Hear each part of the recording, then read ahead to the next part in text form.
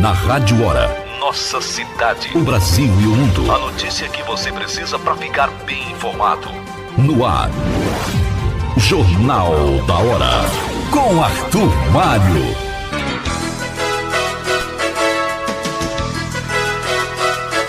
Olá, bom dia, 7h01, terça-feira, 28 de maio de 2019.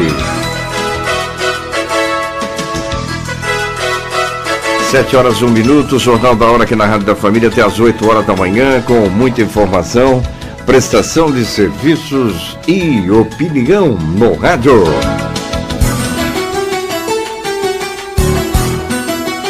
Com Marcelo Nunes na produção, Felipe Gotardo e Alex Nantes, Central Técnica com Marco Antônio Marrom.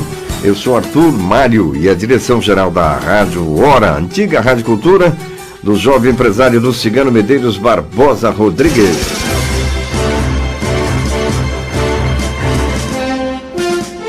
Agora 7h02, quem sabe faz a hora e as quentes do dia.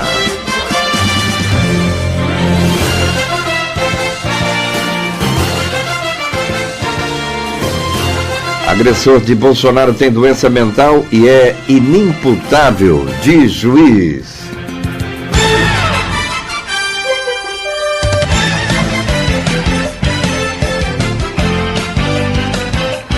Tribunal Federal manda soltar empresário João Amorim, preso desde maio do ano passado na Operação Lama Asfáltica.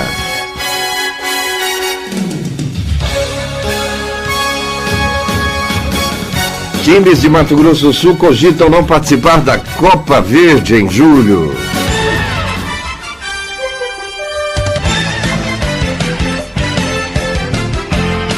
Daqui a pouco, direto de Brasília, o nosso correspondente Clodoaldo Silva. E o café da manhã entre o presidente Bolsonaro, Rodrigo Maia, Alcolumbre, o presidente do Senado, e Dias Toffoli, presidente do Supremo.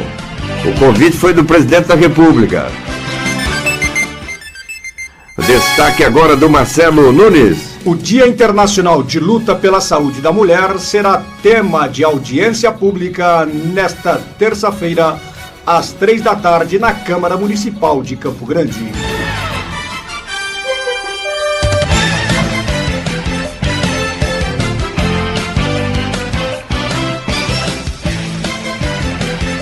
Workshop de crimes de trânsito encerra atividades do Maio Amarelo pelo Detran de Mato Grosso do Sul. Esses e outros destaques na edição desta manhã do Jornal da Hora, aqui na Rádio Hora, antiga Rádio Cultura, AM 680. 92,3 FM, a Rádio da Família. Na entrevista do dia, o André Canuto, chefe do setor de fiscalização do Detran MS, para conversar sobre crimes de trânsito e as atividades que foram desenvolvidas no Maio Amarelo. Jornal da Hora. Com Arthur Mário.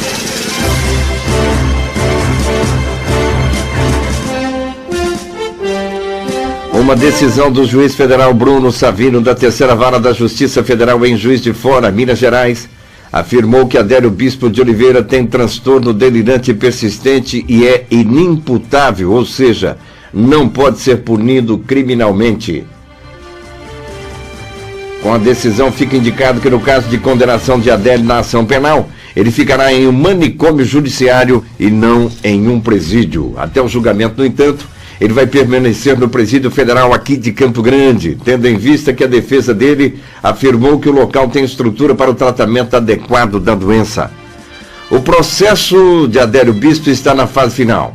A partir de agora, a defesa do presidente também vai se pronunciar sobre as conclusões do Ministério Público Federal.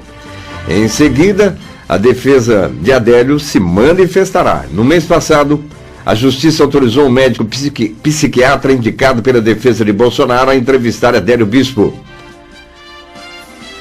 A Justiça já aceitou a denúncia contra Adélio por prática de atentado pessoal por inconformismo político e o tornou réu, mas ainda não julgou o caso.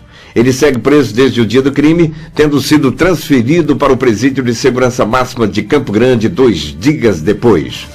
Foram realizados outros 3 laudos no procedimento que avalia a insanidade mental de Adélio Bispo de Oliveira. O primeiro laudo particular, uma consulta que atestou indício de transtorno delirante grave. No segundo laudo, feito por um psiquiatra por determinação da Justiça, apontou transtorno delirante permanente paranoide. E um terceiro laudo, um laudo judicial psicológico, não revelado, portanto, é um laudo sigiloso. Em outubro do ano passado, o juiz Bruno Savino, da Justiça Federal em Juiz de Fora, mandou abrir o chamado incidente de insanidade, realizado por peritos e cujo objetivo é avaliar a sanidade do agressor. O exame, a pedido da defesa, apontou transtorno grave. O segundo laudo é resultado dos exames realizados em dezembro e em janeiro por peritos indicados pela Justiça. Entregue em fevereiro deste ano, aponta que o agressor tem a doença chamada transtorno delirante permanente paranoide e, por isso, conforme o documento, foi considerado inimputável. Diz ainda que, em entrevistas com psicólogos e psiquiatras, Bispo afirmou que não cumpriu sua missão e que, saindo da cadeia, iria matar o presidente. O cara é louco mesmo, hein? Advogados de defesa da vítima, no caso o presidente Jair Bolsonaro, e a Polícia Federal estão aí tentando, né? As últimas avaliações na tentativa de investigar se houve a participação do Adélio Bispo aí, junto com outras pessoas, no planejamento do crime. Olha, foi avaliado aí por vários psicólogos e psiquiatras. O cara é maluco mesmo, hein, com esse resultado desses exames aí. Embora tenha um laudo que está em segredo de justiça. 7h08. 7h08, daqui a pouco as quentes de Brasília com o Clodoaldo Silva. Tem pesquisa de popularidade do governo Bolsonaro. Tem um café da manhã daqui a pouquinho com o Dias Toffoli, com o presidente da Câmara, o Maia, e também com o presidente do Senado, o Davi Alcolumbre. E olha aqui no Mato Grosso do Sul, a questão do combate à corrupção, hein? O Tribunal Regional Federal da Terceira Região em São Paulo, a 5ª turma daquele tribunal, concedeu habeas corpus ao empresário João Alberto Cramp Amorim dos Santos, dono da empresa Protec, réu por corrupção e lavagem de dinheiro. Amorim é considerado pela Polícia Federal como um dos chefes do esquema criminoso investigado na Operação Não Asfáltica. A decisão foi concedida em um dos 3 pedidos de soltura de Amorim, que tramitam na Corte, responsável pela Justiça Federal dos Estados de São Paulo e Mato Grosso do Sul. O autor do pedido é o advogado Alberto Zacarias Toron. Até o final da noite de ontem, o alvará de soltura de Amorim ainda não havia sido concedido e transmitido às autoridades penitenciárias do Mato Grosso do Sul.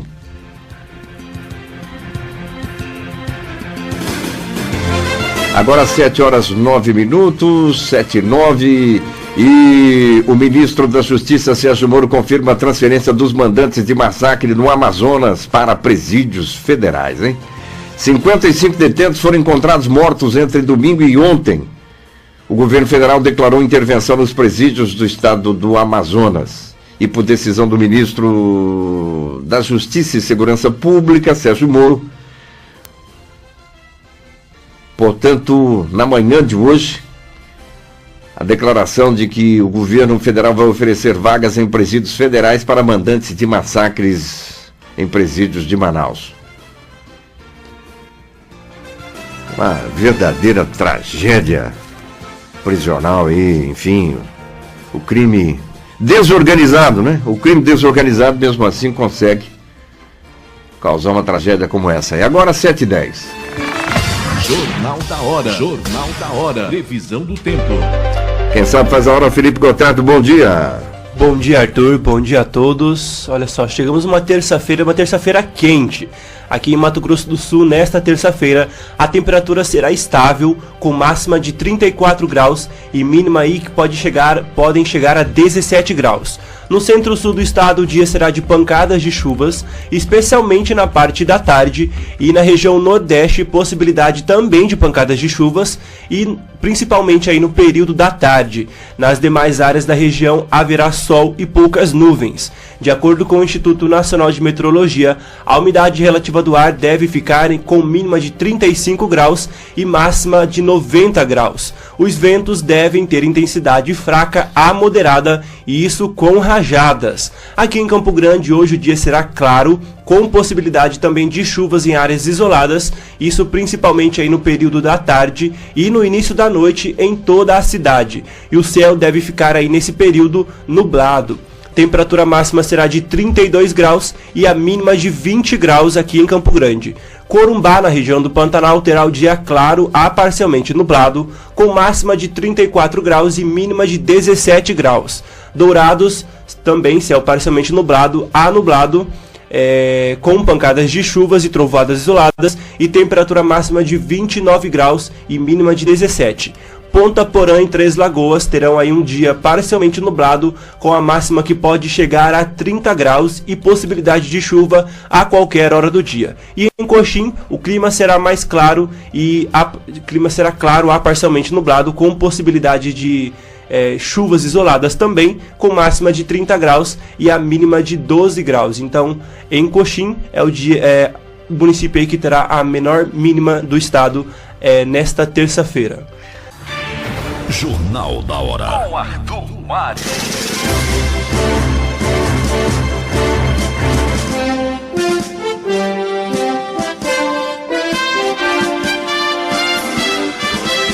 Agora 7 horas e 15 minutos, 7h15.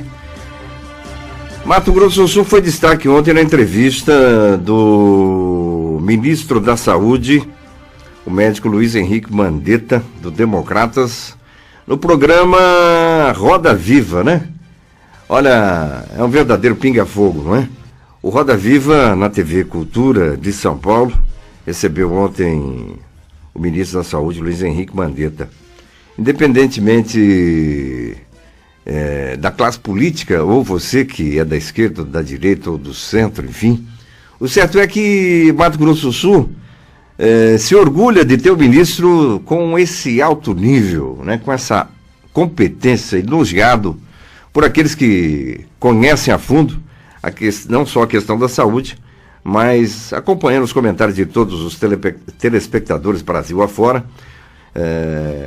É motivo de orgulho, sim, ter alguém do nível de Mandetta à frente de um ministério, ele como médico e com a competência que tem. Importante, principalmente comparando com ministros que passaram por aquela pasta e que jamais tiveram essa performance como Luiz Henrique Mandetta. O nosso comentarista, o Dr. Miquimba, está de férias, né? Está lá nas praias da Bahia. Daqui a pouco, Clodoaldo Silva, direto de Brasília, hein? E mandou um comentário. O Dr. Miquimba, ele diz o seguinte: olha, bom dia, equipe. O Mandetta demonstrou ontem que está preparado para o cargo. Debateu desde as políticas de prevenção até ingerências políticas do cargo, além de demonstrar um conhecimento das leis, portarias e atribuições do seu ministério, e até adentrou nas nuances econômicas do ministro Paulo Guedes, sendo a favor de algumas medidas da pasta da economia, desde que também parte dos recursos sejam revertidos para a área da saúde. Para a classe médica, Mandetta acenou com um plano de carreira antiga, uma antiga reivindicação da classe, mas com ressalva que terá que ser obedecidos os princípios da interiorização da saúde. Comentários do Dr. Miquimba e a performance do ministro da Saúde do Brasil, Luiz Henrique Mandetta, médico campograndense. 7h18. Direto de Brasília, com Clodoaldo Silva. As quentes do dia. Bom dia, Clodoaldo. Bom dia, Arthur Mário. Bom dia, ouvintes da Rádio Hora. Pois é, Clodoaldo. Acompanhou ontem o Roda Viva ou não? Não acompanhei. Estava em outra agenda aqui em Brasília, certo? Não foi possível acompanhar todo o debate. Eu assisti, faltou lá os últimos 15 minutos, lá do último bloco, mas em termos de performance, o ex-deputado federal coloca Mato Grosso do Sul, né? É uma representação nossa, em alto nível. Tenho certeza, você que cobriu e cobre o dia a dia do Congresso aí e conhece de perto as ações de Mandetta nos 2 mandatos de deputado federal, enfim. A saúde em destaque ontem, nesse grande espaço de crítica e de observação das políticas públicas do Brasil, que é o Roda Viva da TV Cultura. Mas o Clodoaldo, final de semana, como é que foi aí no seu olhar, o seu raio-x aí na capital da República? Arthur Maia, só para comentar um pouco do Mandetta, né?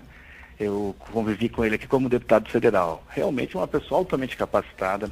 Aqui no Legislativo, ele coordenou, né, comandou, né, a Comissão de Seguridade Social muito bem, abriu os debates na área de saúde dele, né, em defesa do atendimento, né, público, da qualidade nesse atendimento aqui. Ele sempre teve como bandeira aqui na Câmara dos Deputados, até, né, e chegar a ser ministro. Mas é um homem, uma pessoa altamente capacitada. Só para ressaltar isso, né, e inteligentíssima. Eu sempre falei, né, que é uma pessoa, uma inteligência única, né, os raciocínios muito bons, né, por isso que o levam, né, e o levaram, né, a ser ministro e a outros cargos com toda certeza, viu, Arthur Mário? Só esse final de semana, né, a avaliação, ó, vou começar a consequência da avaliação, da manifestação, né, ou dos atos públicos, né, a favor do governo Bolsonaro, já resultou que hoje nós vamos ter um café da manhã. O presidente Jair Bolsonaro convidou, né, o presidente do Supremo Tribunal Federal, ministro Dias Toffoli, da Câmara dos Deputados, Rodrigo Maia, e do Senado Federal, Davi Alcolumbre. Na pauta, com certeza, a reforma da Previdência.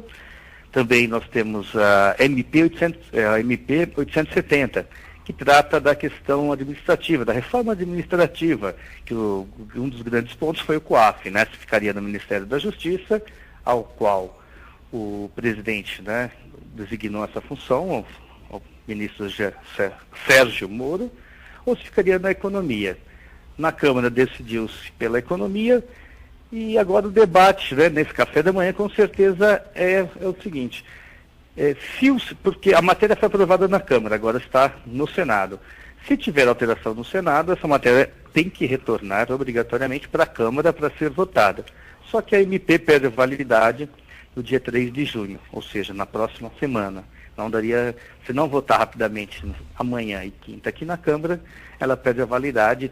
Toda nova proposta administrativa cai por terra. Então, uma discussão, esse café da manhã, né? É um grande embate, é discutir se apresenta emenda, se o governo vai continuar defendendo que seja apresentada uma emenda para que o COAF retorne ao ministro Sérgio Moro, ou se fica mesmo na Economia e a matéria passa rapidamente. Esse é um dos debates. Outra reforma da Previdência, né, que está em voga esse final de semana,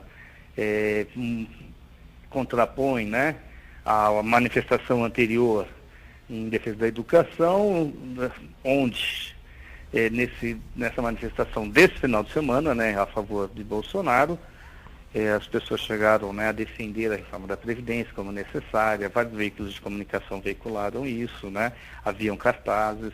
Então, esse panorama que está aqui essa semana, aqui em Brasília, na Câmara dos Deputados. E a popularidade do presidente às 7h22 aqui no Mato Grosso do Sul, Clodoaldo, como anda? Olha, teve um instituto, certo? Pesquisa da XP Investimentos, que é uma empresa ligada a investimentos, tá? Ao mercado financeiro, né? Também empresarial. Ela fez uma pesquisa, divulgou ontem. Essa pesquisa não é animadora para o Bolsonaro, não. É que entre, né, a população, certo, em geral, o ruim e péssimo na avaliação do governo Bolsonaro já ultrapassou o ótimo e bom. De cerca de 1.000 entrevistados no país todo, né, 36% avaliaram o governo, né, do presidente Jair Bolsonaro como ruim ou péssimo, enquanto 34% como ótimo ou bom. Então isso mostra uma queda, né, da popularidade do presidente Jair Bolsonaro, né, em todo o Brasil, né? e cria esse novo panorama. É o que eu falo, você tem essa ligação com esse café da manhã, porque a pesquisa sai falando daquela de popularidade, mas você tem pessoas, um segmento da sociedade que saiu às ruas nesse final de semana, em defesa do governo Bolsonaro. Então se contrapõe. É muito interessante como é que está a dinâmica, né, social, né?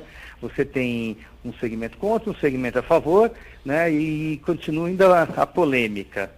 E além de só para retomando essa questão da XP, eles também fizeram com empresários, então empresários de grandes empresas, certo? E a aprovação do Bolsonaro nesse mercado, né, ou seja, grandes empresários do país que fazem investimentos, tudo também caiu de 28% positiva para 14% só em maio.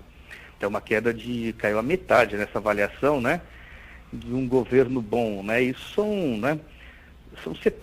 foram consultados 79 gestores, mas são pessoas que têm poder de decisão na área econômica, na área financeira. Então mostra que o governo Bolsonaro precisa, né, definir logo os caminhos a seguir para que o critério, né, de avaliação como excelente ou bom volte, né, a crescer, porque era mais alto, nós sabemos, né, chegava a 50%, 60%, e ele tem caído ano a ano, e isso é complicado, mês a mês, né, e é complicado para um governo, né, que está 5 meses, indo para 6º mês de gestão, e cair tanto assim, né, é muito complicado, porque você, por mais que leve as pessoas à rua, que nem foi feito, todo o cenário, né, externo, o cenário não externo, o cenário interno, ou seja, aquele que decide, onde as discussões são feitas, não está favorável ao governo Bolsonaro. Você tem na área econômica, na área da educação, você tem na Câmara dos Deputados, também não há esse consenso a favor do presidente Jair Bolsonaro. Ele aqui não tem a força, ficou evidente, né, quando convocaram o ministro da Educação, na semana retrasada. Então, ele não tem essa força. Então, um segmento da sociedade saiu às ruas, está dando apoio. Só que as decisões são feitas, né, em gabinetes, não são feitas na rua. Então, não adianta só estar na rua. A rua, né, ela é válida, né, no momento do voto. O resto não, é que nenhuma empresa. Quem decide é o gerente, as pessoas vão encaminhando, vão levando sugestões, e você determina ali para depois o produto final ser colocado para o grande consumidor. Né? E é a mesma coisa no governo. O governo tem que sentar com todas as partes envolvidas, no caso, né? Hoje esse café da manhã remete a isso, né? O presidente Jair Bolsonaro chamou, né, o presidente da Câmara, do Senado e do Supremo para um café da manhã, para ver, nós temos que conversar aqui. E se não definir aqui para levarmos a população, não tem resultado. É assim que funciona. Não é velha política ou nova política. É a gestão de qualquer negócio ou qualquer administração pública, né, ou privada. Você precisa definir parâmetros e encaminhar para que sejam efetivados e depois apresentar à população, né? 7h27. Clodoaldo, olha, e aquele aspecto que na opinião pública talvez tenha colaborado muito para essa queda de popularidade do presidente, e a gente percebe isso inclusive em personalidades, cidadãos, formadores de opinião, que inclusive apoiaram o presidente, que é essa postura da comunicação em redes sociais, né? Que foi um fator que teve um peso enorme no processo da pré-campanha, da campanha, primeiro e segundo turno, a questão dele e dos filhos em redes sociais. Parece que diminuiu um pouco aí na última semana? Olha, o que aconteceu? Em virtude dessa manifestação, o protesto a favor do Bolsonaro, do presidente Jair Bolsonaro, o presidente, né, e a família se enxugou, né, nas redes sociais. Porque se o presidente ou a família dele apoiasse esses atos, seria uma afronta ao Poder Legislativo, né, e ao Poder Judiciário, porque já anteriormente, né, porta-vozes, né, pessoas ligadas ao presidente, eles colocaram, né, que é uma intervenção no Legislativo, uma intervenção no Judiciário. Então, eles se afastaram para evitar um confronto maior, porque senão nem esse café da manhã hoje não aconteceria. Porque não é, porque se eles não, porque o que acontece, o presidente, né, mesmo assim ele acabou se manifestando no domingo a favor dos atos, né, para demonstração de força, né, política da população. Mas o que ficou evidente? Que que ao se manifestar, ele também tem um segmento, um grupo aqui no Legislativo que já está com o pé atrás, porque o presidente falou que não ia apoiar, não ia participar, proibiu os ministros de estarem nesses atos, mas no domingo, né, ele começou a incentivar a participação, falando do sucesso, tudo. Tudo bem que para ele, nós temos que pensar que a população é um trunfo, né, para você falar, olha, eu tenho força, certo? Mas se você for pegar, né, o mesmo trunfo teve o pessoal que protestou contra ele. Porque numa avaliação feita, né, divulgada pelo G1, o protesto, né, contra os cortes na educação atingiu 222 cidades e 26 estados. Os atos a favor de Bolsonaro foram em 56 cidades e 26 estados. Então você vê, né, a capilaridade, né, desses protestos. Está no país todo, né, mais concentrado na região sul e sudeste, uma parte do nordeste, a questão da educação, né, por ter, né, que a abrangência do assunto é muito grande. Então, se você for pegar só a questão de protesto, você fica assim, a população está apoiando, mas também está criticando. Então, não tem todo esse apoio, não tem, né, essa grande poder, né, esse grande poder, né, de juntar a população, né, 80% apoiando para sair e falar, eu quero isso, né, vamos por isso.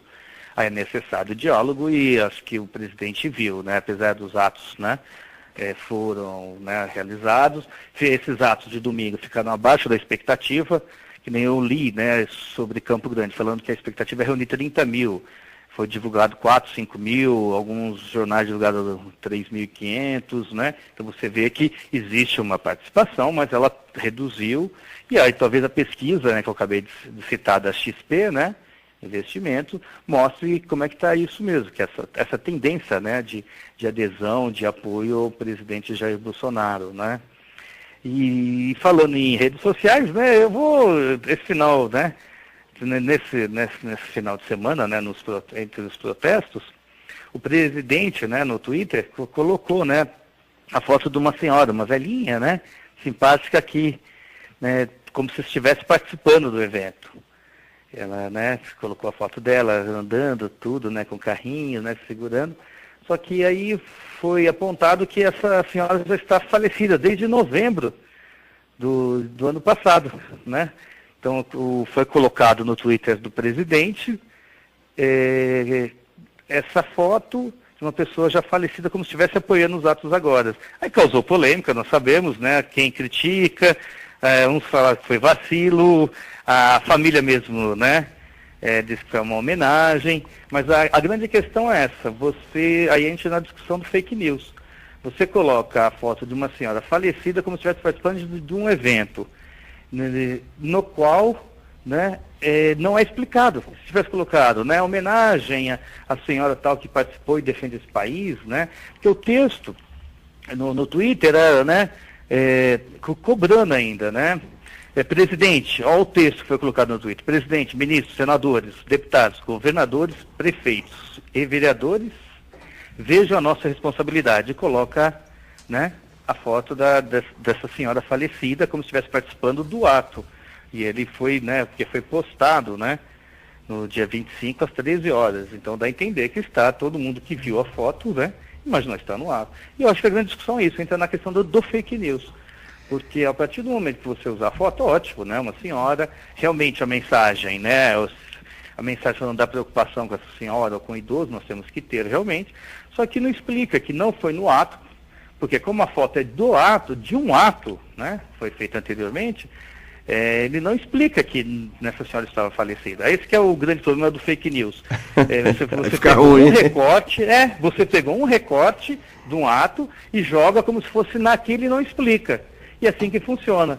Então deu a entender, né, e deu a entender, não, quem vê, né, quem leu, falou, não, pô, uma senhora, nós temos que lutar mesmo pela senhora no ato. Mas era um fake news porque a senhora já estava falecida. Então, essa aqui é uma discussão das mídias sociais, que quem, né, coloca, né, sabe a intenção, e quem recebe tem que ficar sempre atento, cada vez mais, né? Que aqui nós temos esse exemplo, ficou provado, porque como é o presidente, a repercussão é grande. Mas no dia a dia, né, é colocado muita coisa de fake news, e as pessoas não percebem, acabam acatando, porque é conveniente às vezes acatar. Na área da educação nós temos vários exemplos, né, que colocaram um dos discursos, né, é que nas faculdades públicas só fumam maconha, fazem sexo e tal. Aí tem as pesquisas científicas que acontecem e acabam sendo pouco divulgadas porque não tem imagem de impacto, não tem imagem da pessoa fazendo a pesquisa e dando resultado, né, explodindo, né, aquela bolha para fazer aquele negócio bonito, colocar, descobrimos, né, uma bomba, ou transformar uma caixinha, né, num equipamento eletrônico na hora. Não, são processos lentos. Então aí usa-se essa questão do fake, né, ou recortes da realidade. Você pega como se fosse um quadro, como se aquilo fosse a verdade permanente. E o que acontece não, né? Na educação isso é muito evidente, porque as pesquisas são feitas a longo prazo, são vários quadros que você tem que colocar um do lado do outro e construir uma imagem. E hoje nas redes sociais não, pega-se aquela imagem, se causou impacto ou você direcionou para o impacto, aí as pessoas acabam vendo, ouvindo e falam, isso é a verdade, né, do todo.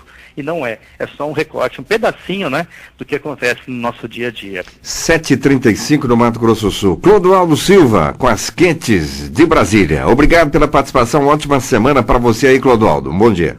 Bom dia, Turmar, bom dia, ouvintes da Rádio Hora, tá? Tudo bom.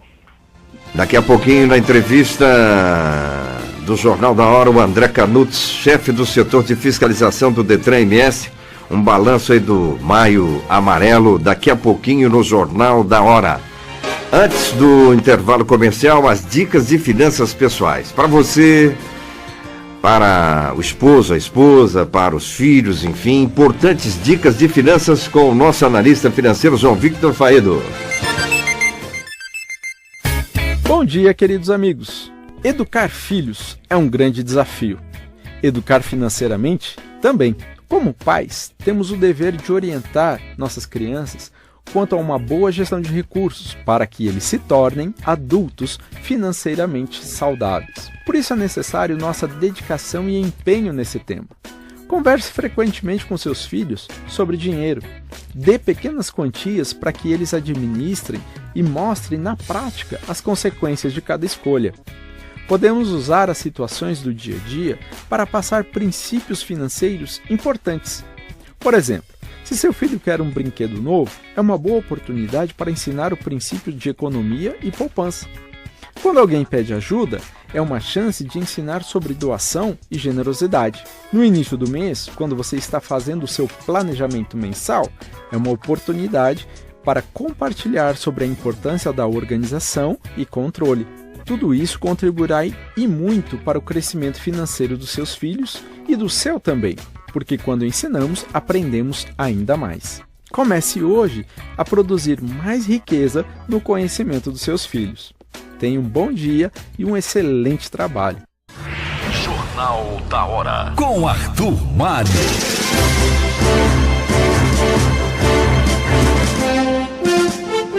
Agora 7h40, 7h40, depois das quentes do dia, direto de Brasília, com o Clodoaldo Silva, nosso correspondente. Nós estamos aqui nos estúdios com o André Canutos, chefe do setor de fiscalização do Detran, chegando no final do mês de maio, esse Maio Amarelo, que é uma campanha mundial.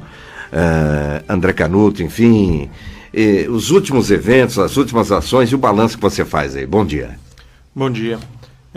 Durante todo o mês de maio foram realizadas várias ações, principalmente no campo da educação, da conscientização dos condutores.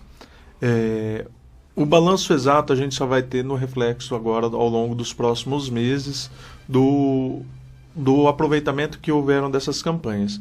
Mas foram várias campanhas, nós fizemos durante todo o mês, não só o Detran MS, mas a própria Getran, a Polícia Militar, bombeiros e a sociedade civil organizada como um todo. Inclusive várias empresas foram parceiras nesse Maio Amarelo. Quais são os crimes do trânsito que você poderia destacar aqui, André Canuto? Até porque nessa questão da legislação houve mudanças nos últimos anos, não é? Sim, a legislação teve algumas mudanças nos últimos anos, por conta de que a letalidade dos acidentes aumentou, ou seja, começaram a ocorrer acidentes mais graves, com vítimas fatais e sequelas também, pessoas que são mutiladas no trânsito ou ficam com sequelas, ou até mesmo um longo período de recuperação. E para combater isso, houveram mudanças na legislação. Então a pessoa pode responder sim por um homicídio ao volante ou por uma lesão corporal. Ontem no Roda Viva, o ministro da Saúde, Luiz Henrique Mandetta, ele foi questionado pelos jornalistas, uma jornalista do Jornal do Globo, o porquê não a restrição da propaganda, por exemplo, do álcool no país e as implicâncias do álcool em vários setores, mas também na questão do trânsito. O ministro dizendo que é um assunto da sociedade brasileira, é um assunto que envolve a indústria, impostos, geração de empregos, enfim, que é um assunto para o Congresso Nacional, né, para a Câmara, para o Senado discutir. Até que ponto o álcool seria um dos grandes gargalos aí na questão da violência no trânsito? Infelizmente, ainda é um dos grandes gargalos. Principalmente quando nós falamos dos acidentes noturnos. Quando você tem um acidente noturno, na maioria das vezes há o consumo de álcool envolvido. No trânsito urbano quanto no... Tanto urbano quanto rodoviário. Mas isso fica mais evidente no urbano, né? Porque acaba ocorrendo mais acidentes nas vias urbanas durante ao longo da madrugada aí. E é uma questão da sensibilização da sociedade. O fato de você consumir o álcool não é crime. Mas agora, o ato de você consumir e botar em risco toda uma sociedade, aí você está cometendo crime. Que seria, no caso, você pegar a direção do seu veículo. E essa decisão, a gente frisa bastante, que ela tem que ser tomada antes da pessoa beber. Então, se eu vou numa festa, se eu vou num barzinho e sei que lá vai ter bebida, eu tenho que tomar a decisão de não dirigir antes. Antes de ir, eu procurar um outro meio de transporte. Porque se eu for dirigindo, depois de beber, fatalmente a pessoa vai pegar o volante, vai sair dirigindo de lá. Agora, é uma questão de educação, de formação mesmo, né? Porque o camarada que é problemático no trânsito não é só no trânsito, né? Ele é problemático no geral na sociedade, né? O que nós temos visto, e tem vários estudos nesse sentido, é justamente que as pessoas acabam descontando toda a sua raiva, todo o seu estresse no trânsito. Isso é um hábito do brasileiro. Então, o trânsito nosso virou ambiente de batalha, infelizmente. Então, assim, amanhã é o dia da gentileza. A equipe de fiscalização do Detran está comemorando 1 ano amanhã. E nós vamos fazer justamente um workshop para debater essa questão desses crimes de trânsito. Nós, Detran, junto com a OAB, com o Tribunal de Justiça, o Ministério Público, a Polícia Civil e a Polícia Militar. A questão das campanhas de educação, de reeducação, enfim, as multas não teriam que ser investidas em campanhas de reeducação, aí não, Canuto? É feito isso aqui no Estado? É feito. A legislação ela pega e já obriga todos os órgãos de trânsito, eles podem utilizar o recurso das multas para própria fiscalização, para engenharia de trânsito, melhorar a questão de sinalização da cidade e para as campanhas de educação. O recurso é uma verba carimbada e ela pode ser utilizada somente para isso. Agora, 7h45, jornalismo da Rádio Hora, aqui pela manhã no Jornal da Hora, ao meio-dia, com Giro Rondon, Giro Notícias. Ouvinte pode mandar perguntas para os nossos entrevistados sempre, hoje aqui, essas questões relativas ao trânsito, principalmente os motoristas de aplicativos, motoristas de táxi, enfim, mototaxistas, eventualmente entrevistamos essas lideranças ligadas a esses setores. Pessoas que podem dar uma grande contribuição e que estão no trânsito, no dia a dia, podem mandar perguntas aqui no 99911-9689. E você, amigo cidadão comum e também do interior, tem alguma dúvida, né? Ligue aqui, mande a sua mensagem pelo WhatsApp, mande suas perguntas aqui ao André Canuto, que é o chefe do setor de fiscalização do Detran MS. Marcelo Nunes chegando também para participar dessa entrevista. Amanhã tem uma agenda na OAB. O que está previsto aí, correto, Canuto? Amanhã vai acontecer um workshop sobre crimes de trânsito. Inicia às 2h da tarde. Serão 4 palestras e após essas palestras será montada uma mesa de debate junto com essas autoridades, que seria o pessoal os membros da OAB, do Tribunal de Justiça, do Ministério Público Estadual, da Polícia Civil e da Polícia Militar. As últimas mudanças na legislação em que mexe no bolso, que aumenta os valores das multas, enfim, a questão da criminalização, né, agora, quando a morte, enfim, no trânsito, o inquérito hoje é totalmente diferente do passado. Mesmo com tudo isso, vocês percebem uma mudança comportamental ou não? Aos poucos a gente tem percebido uma mudança comportamental, sim. Quando a gente faz as operações de trânsito durante a madrugada, chega um certo horário da noite que você começa a parar mais motoristas de aplicativo e táxi. Você vê que a maioria... Aumentou o consumo. O motorista que saiu para a festa está deixando o carro na garagem. Deixando o carro na garagem. Ah, interessante essa informação, hein? Mas, infelizmente, ainda temos alguns que acham que... O grande problema do ser humano é achar que as coisas não acontecem com ele. Que é sempre com o vizinho, comigo não vai acontecer, e acaba sendo vítima. E nós ainda temos algumas pessoas que têm esse pensamento. Bom dia, Marcelo Nunes. Bom dia. Tem que ligar aí. Tem que ligar, se ligar não fala. Bom dia, Arthur Mário, mais uma vez, bom dia, Canuto. Seguinte, estou observando aqui, você diz o seguinte, que os motoristas hoje estão mais atentos, né? Quando saem na noite, utilizam táxi, os aplicativos, enfim. E a informação também é de que o acidente de trânsito é o segundo maior motivo de registros de ocorrências policiais no Mato Grosso do Sul. Isso é no Mato Grosso do Sul, não é no Brasil, né? Agora a pergunta para você é o seguinte, perdendo apenas para a violência contra a mulher. O motorista sul-mato-grossense, o motorista brasileiro, está despreparado, o Canuto?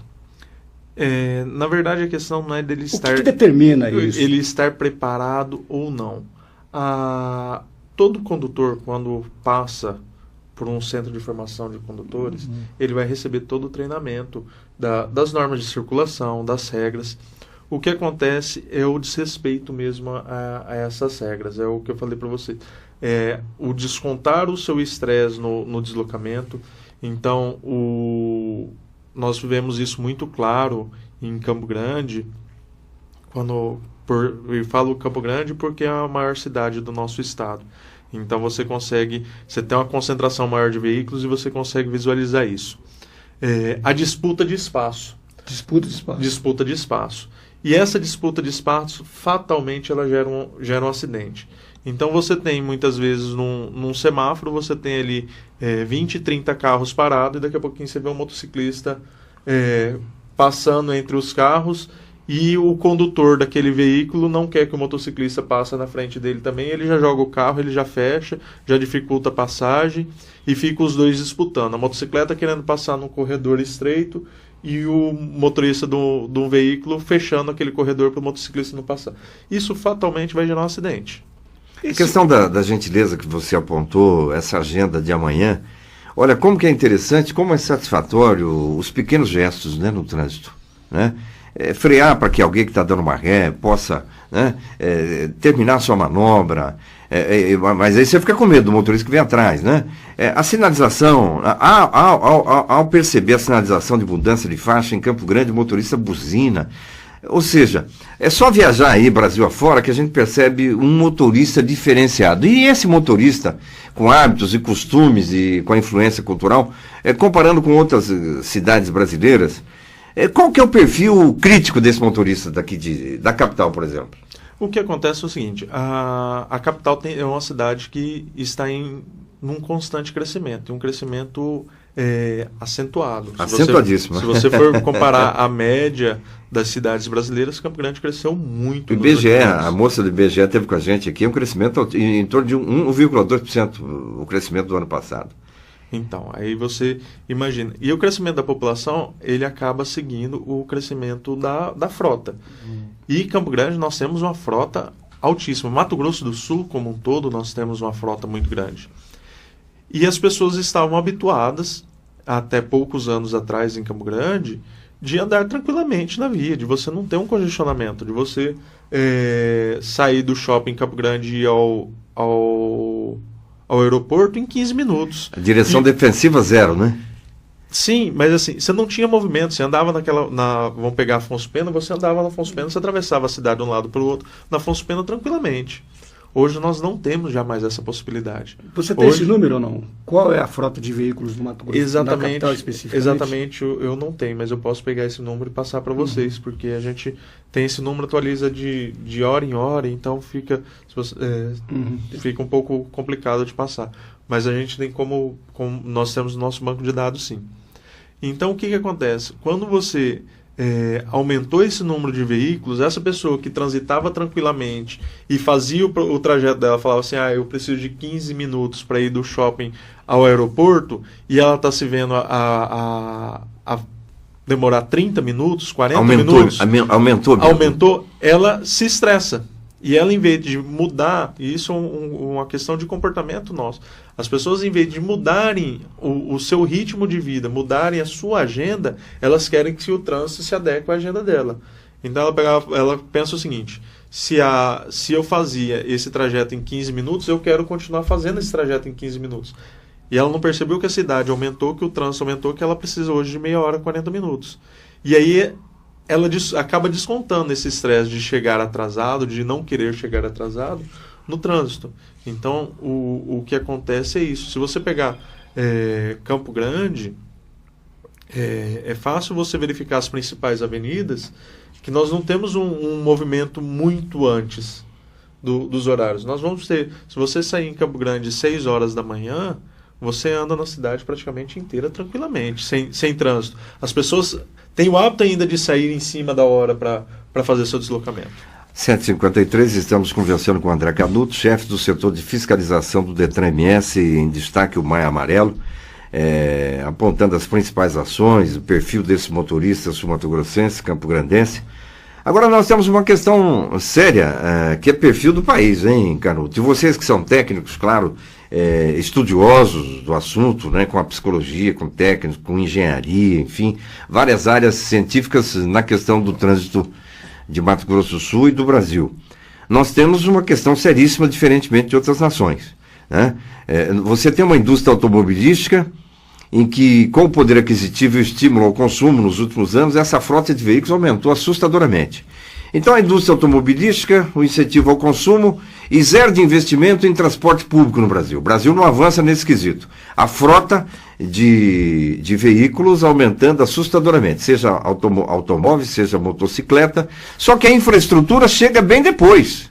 Veja o caso de Campo Grande, as dificuldades aí do trânsito por conta do planejamento do passado, né? Não culpando as autoridades atuais aí. Quer dizer, não houve um planejamento no passado na questão dos viadutos, enfim, nós temos uma improvisação por conta dessa realidade de país, uma indústria automobilística, a população que vai comprando mais veículos e a infraestrutura não acompanha esse ritmo. Quero a sua opinião nesse aspecto aí. A questão primeiro a questão de viadutos. Viadutos é uma coisa que não se é mais usual na engenharia. Percebeu-se que você, construindo um viaduto, você vai ter um alto investimento. Não estou falando que não se utiliza de forma alguma. Estou falando que não se utiliza mais de forma frequente. Porque o viaduto é um alto custo e você ameniza aquele problema por um certo período. Daqui a um determinado tempo, você acaba tendo novamente esse transtorno. Exemplo, o Rio de Janeiro, que nas obras para as Olimpíadas teve que desfazer de vários viadutos e implodir vários viadutos na cidade por conta da baixa efetividade deles ali. A questão do transporte público realmente é algo preocupante nacionalmente. São atribuições dos municípios pela nossa legislação, tá? O município de Campo Grande, a gente percebe que tem feito ações nisso daí, só que é um processo um tanto quanto lento, porque demanda investimento, demanda mudança de hábito, e sim, nós temos um problema sério no Brasil, que é o transporte público, tanto que a motocicleta é um veículo que em outros países é utilizado como lazer e no nosso país é uma realidade de mobilidade. Por isso nós temos um alto número de motocicletas e um acidente com motocicleta é praticamente certeiro que vai haver vítima. É difícil um motociclista que sofra um acidente de trânsito que não machuque uma perna, não machuque a mão, não tenha pelo menos um ralado. André, só para esse evento que acontece hoje, amanhã, né, amanhã na OAB, quais são os especialistas que estarão debatendo o assunto, os palestrantes? Os palestrantes, nós temos um palestrante da OAB, que é membro da comissão de mobilidade da OAB. A OAB tem essa comissão de mobilidade, que é o advogado, o Dr. Erickson. Nós temos o representante do Tribunal de Justiça, que é o juiz auxiliar da presidência, o Dr. Cury. E nós temos também o Dr. Goldfinger, que é do Ministério Público, que é responsável pelo núcleo de crimes do Ministério Público. Então nós temos assim pessoas altamente capacitadas falando nesse evento, e vai haver também, eu também serei palestrante no evento, vou falar sobre a fiscalização, a importância da fiscalização. O que a engenharia diz para as soluções de trânsito, assim, no geral? A engenharia diz que nós devemos preservar a vida. O objetivo da engenharia é o cidadão, sempre. Então, quando a gente vai falar de engenharia, nós temos essa preocupação da integridade das pessoas. Lógico que com a agilidade da movimentação. Então, engenharia o trânsito é uma questão complexa. As pessoas muitas vezes elas acham que trânsito é... Eu faço um comparativo do seguinte: as pessoas julgam o trânsito como julgam o futebol. Todo mundo acha que entende e quer dar um pitaco e quer dar uma opinião. E aí é onde a gente acaba tendo graves erros de sinalização, graves erros de comportamento, porque você acaba tendo interferências não técnicas, principalmente quando você vai tratar de um município pequeno, que o Zé da padaria pediu para o prefeito e o prefeito resolveu atender ele para pintar a faixa amarela ou para permitir estacionar ou para instalar uma lombada. E isso prejudica muito o trânsito e prejudica muito o ordenamento. E Campo Grande está sofrendo as consequências. Não estou falando que Campo Grande sofre desse mal mais, mas está sofrendo as consequências disso. Porque hoje você fazer um ordenamento dentro da cidade, você tirar aquele hábito errado do condutor é muito difícil. Um exemplo é eu esqueci o nome da avenida agora, que colocaram permitido parar durante o período, que foi reformado recentemente lá... Do Parque dos Poderes? Não, lá em cima eu vou lembrar o nome da avenida já. Na região pra cima da Cabeça de Boi ali, que fizeram a obra toda. Houve uma redução da pista, né?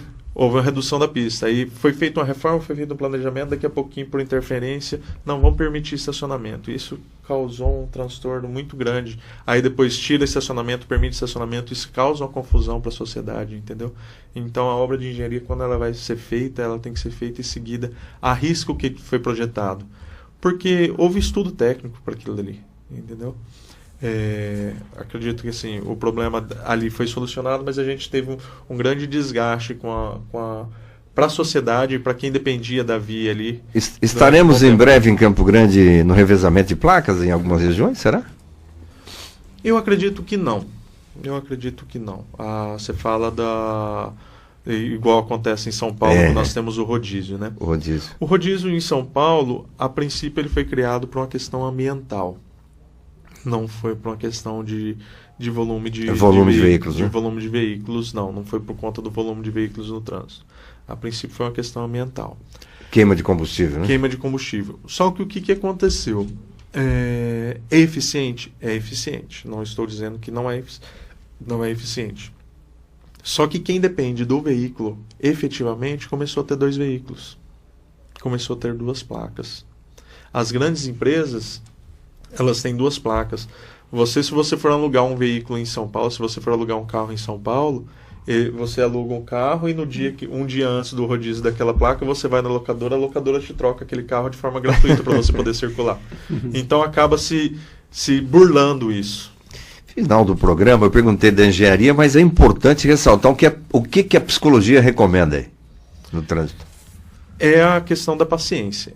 Nós precisamos da gentileza, nós precisamos da paciência. Lembrar que quando você está no volante de um carro, ou até mesmo no guidão de uma motocicleta, você está movimentando uma massa muito grande, uma velocidade não compatível ao corpo humano. Então você precisa cautela quando você vai fazer suas manobras e quando você vai movimentar esse veículo, porque você pode causar um acidente fazendo outras pessoas vítimas ou até mesmo você. E quando você faz outras pessoas vítimas, você também acaba tendo sequelas, porque carregar essa culpa de que por um momento de distração seu, por pegar um celular para falar no WhatsApp ou baixar a cabeça para mexer numa bolsa, você pode atropelar uma pessoa, você pode bater o seu veículo e causar um sério dano.